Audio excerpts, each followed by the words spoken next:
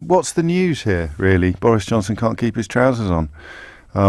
Treats his wife and children with the same callous disregard and self-interested contempt that he treats everybody else in the country. Give me a ring now and agree with me. I mean, there is no other angle on it. The thing that intrigues me slightly is why he gets a free pass.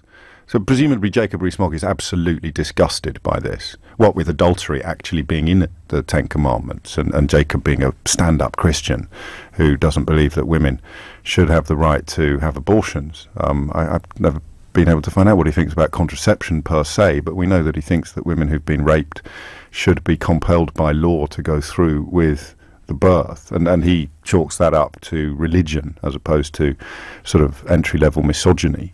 So presumably he'll never be able to look Boris Johnson in the face again. He'll be absolutely outraged and disgusted, and they'll part company politically by tea time today.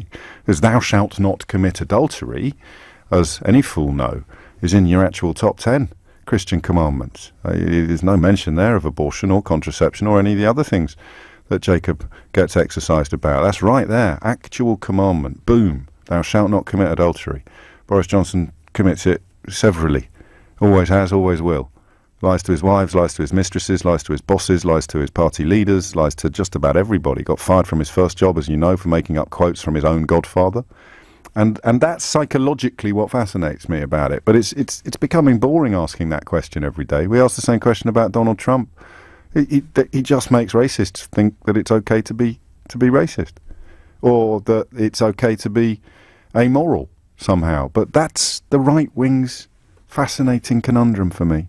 Claim to care about morality, claim to care about family values, claim to care about all of these things, and actually, when their heroes turn out to have feet of clay, they don't care about any of these things at all. I will enjoy apologising and withdrawing my suggestion that Jacob Rees-Mogg will sit in very, very strong judgment of Boris Johnson on this issue, what with being such a stand-up guy and devout Christian and everything, when he makes a public statement on the issue, as he surely will.